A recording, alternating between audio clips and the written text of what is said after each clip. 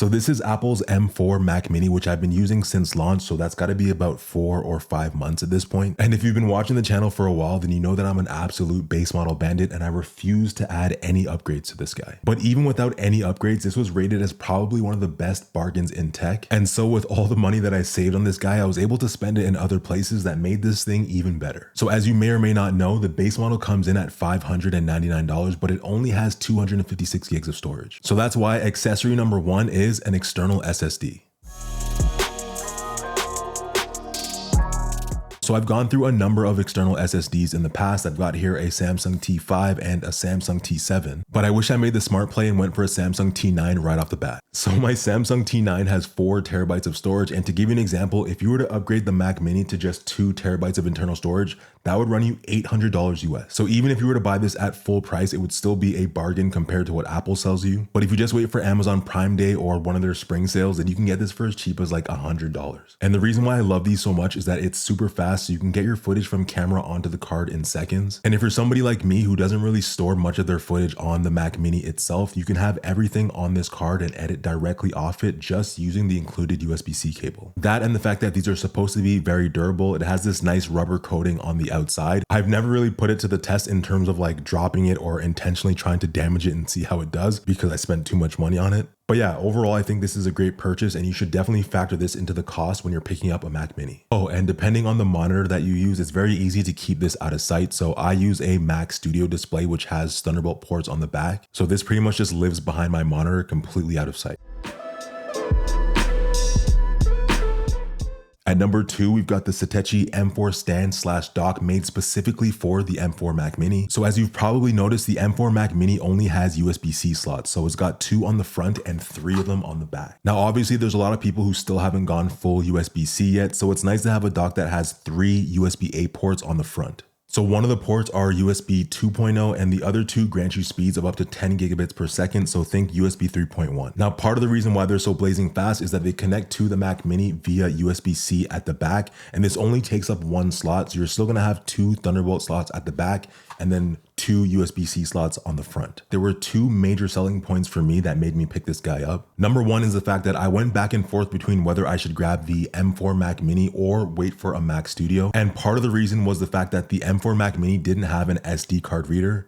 And as a content creator who's constantly filming on actual cameras, an SD card slot is pretty important. So I was getting tired of using things like this USB-C to SD card dongle. But at the same time, the M4 Mac Mini was more than powerful enough to run my TikTok and Instagram channels, as well as edit all these videos here that I post on YouTube. So I wasn't about to shell out all that extra money just to gain an SD card slot. So this thing's been perfect because it's always sitting on my desk front facing. And then like I said, with those very quick transfer speeds going straight to the Mac Mini via USB-C at the back, I'm able to jump into my edits pretty much right away. And then selling point number 2 is the fact that it also has an SSD enclosure at the bottom. So if I pop this little lid off the bottom here, you can see that it opens up an enclosure space for that SSD, which is extremely useful. So that slot at the bottom supports up to a 4 terabyte SSD. Obviously you can go all the way up to 4, or you can go as low as whatever it is that you want. Again, what that affords you is not having to pay that crazy Apple tax just trying to upgrade the internal storage of your Mac Mini. So even if you wanted to just throw like a 500 gigabyte SSD in there and use that as your Time Machine backup hard drive,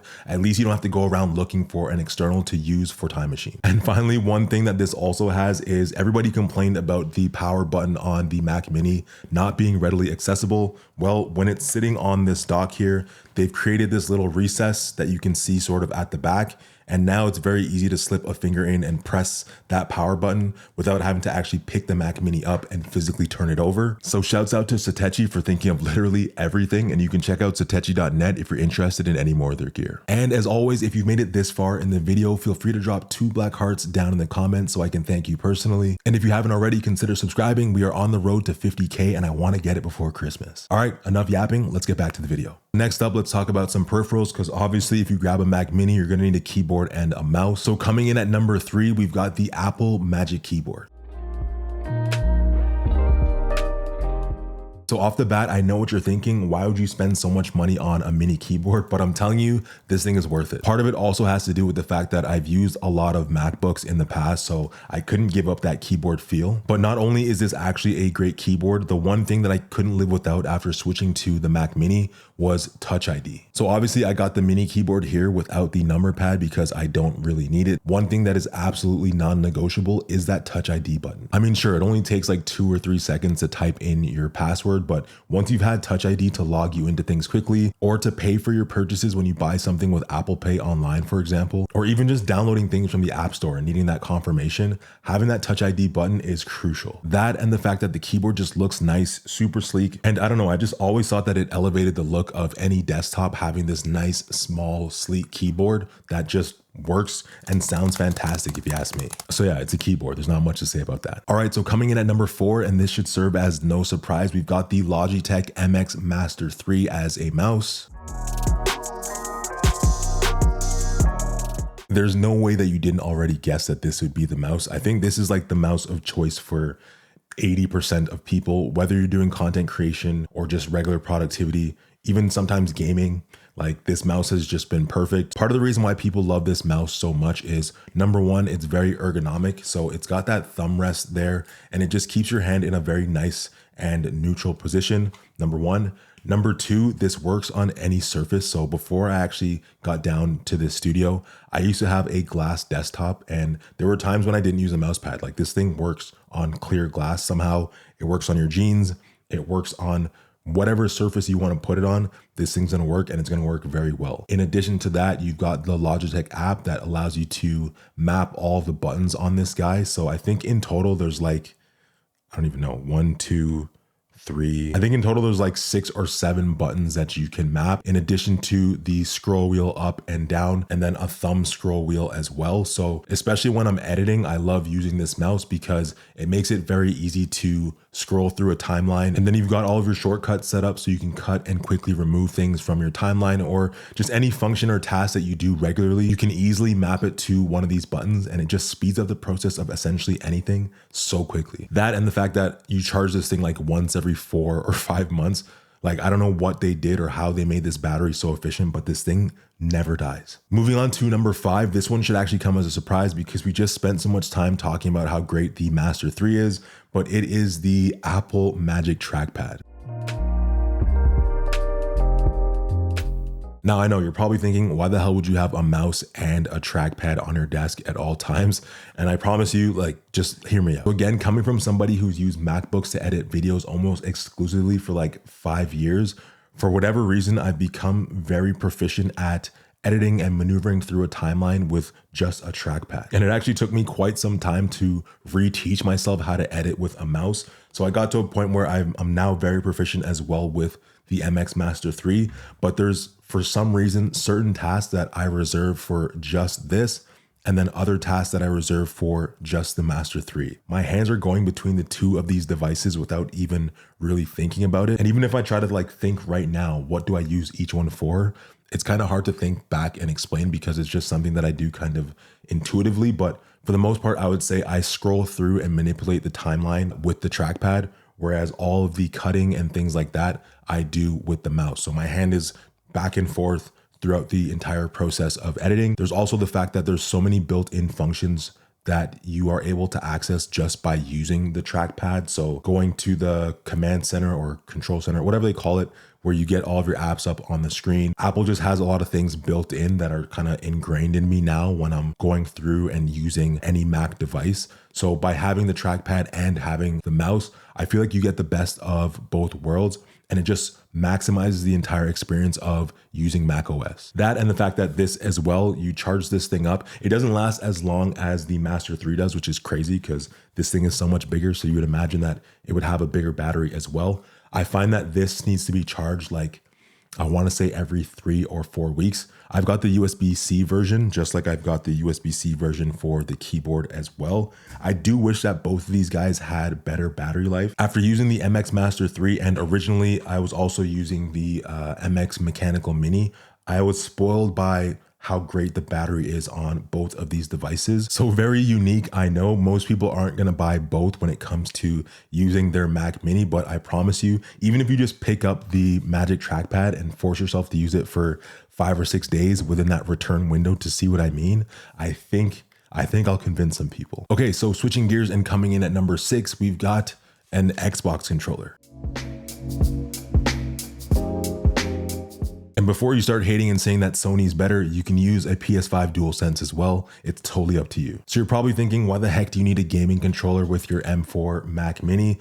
A lot of people are obviously going to be buying the Mac Mini for productivity, whether it's like school, sending emails, content creation, whatever have you. But over the last couple of years, Apple has been making a push into getting gaming to work comfortably on a Mac. Every time they have a briefing of a new product, they always reserve a little section for gaming, whether it's on the iPhones or on their macOS devices as well. And more recently, they've been putting effort in bringing some actual AAA titles to the Mac and having them run very smoothly. So I think they also had Lies of P, and then the other one that I remember seeing more recently is Death Stranding, or whatever that game is called. I've never played Death Stranding. I'm pretty sure that's the name of it. But even if you're not into those games and you're somebody that has, let's say, Xbox Game Pass, for example, like I'm somebody who spends a ton of time playing Game Pass games, then this is going to be huge for you. What's really great about Game Pass, and it'll even tell you when you're doing the Game Pass setup, is the fact that it operates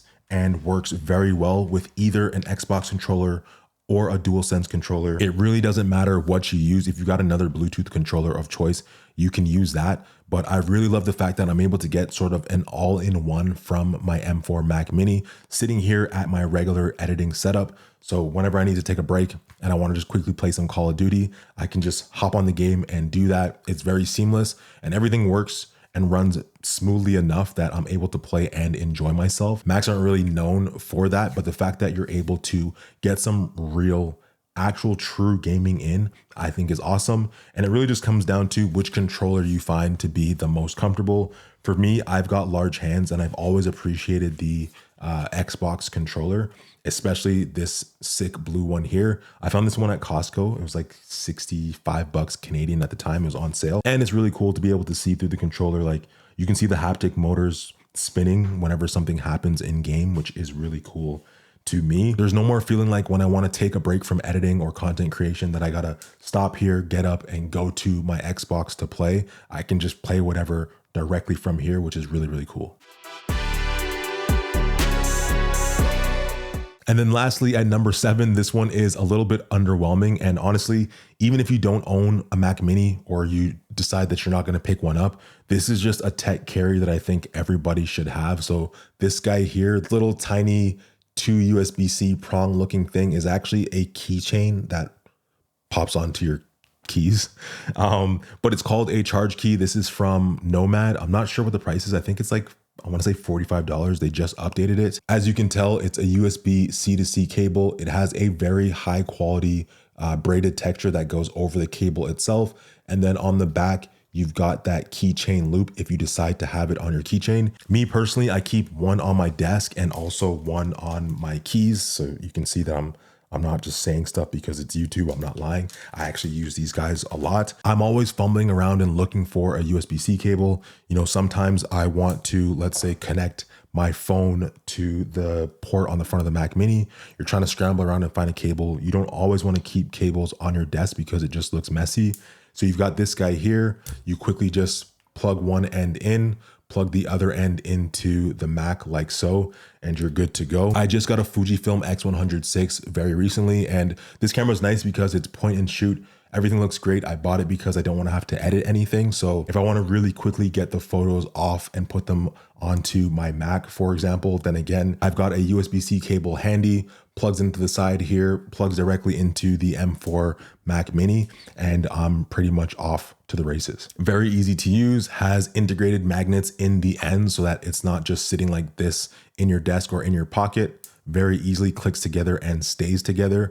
And then it's also been updated. So if you want to use this for fast charging, it's rated up to 240 watts, if I'm not mistaken, and then 10 gigabits per second transfer speed. So it's just a really cool utility to have in your back pocket or on your desk. So that's pretty much it. That is my list of things that you should pick up if you grab yourself a base model M4 Mac Mini. Again, this thing comes in at $599, and for the amount of power and efficiency that you're getting and the amount of money that you're saving, it really gives you a chance to pick up some premium accessories that just make this device overall better. So hopefully this video helped somebody out. If you liked it, feel free to leave a thumbs up. If you didn't, that's okay too. And as always, consider subscribing to the channel because we are on the road to 50K. I really want to get there before Christmas. But yeah, that's pretty much it for me. Much love as always, throwing up 2 of them, and I'll catch you guys in the next one.